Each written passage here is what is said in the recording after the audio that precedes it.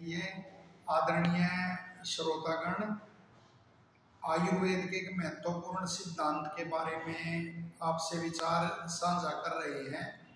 अनेक बार अनेक आयुर्वेद के चिकित्सकों से, वैद्यों से आपने सुना होगा कि वात, पित्त और कफ ये प्रकृति आपकी है, तो आपको ये द्रव्य लेने हैं और ऐसा ऐसा आपको वो अपना आहार विहार रखना है।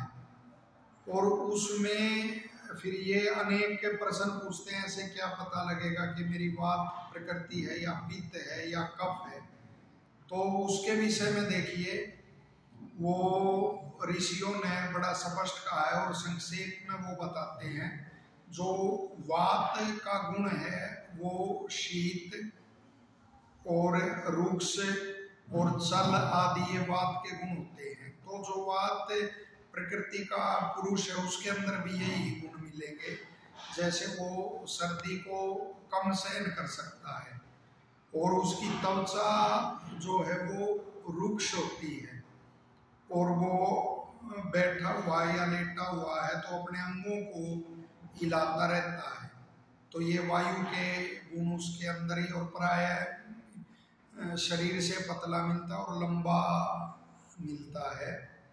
और भी ऋषियों ने देखो कहाँ तक ऋषियों ने कितना सूक्ष्म विवेचन किया है कि वह किसी भी उसको है विषय को वो शीघ्र याद कर लेता है, लेकिन फिर भूल भी थोड़ा शीघ्र ही जाता है।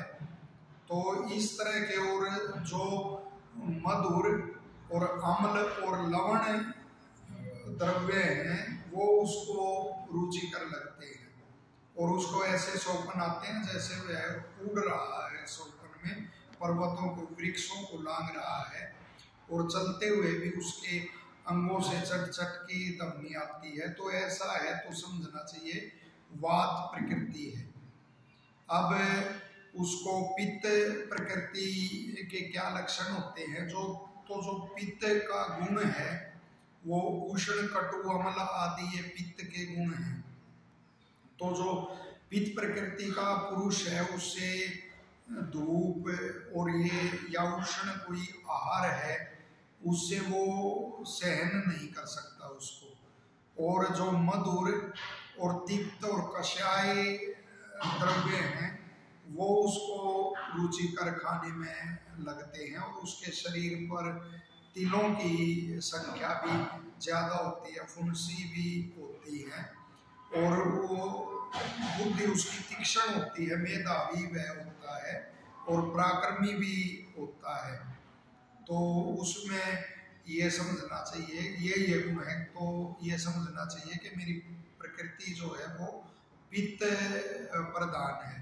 इसी तरह जो कफ है तो कफ के गुण वो लिखे हुए हैं, जैसे गुरुता, शीतता आदि उसके कफ के गुण होते हैं।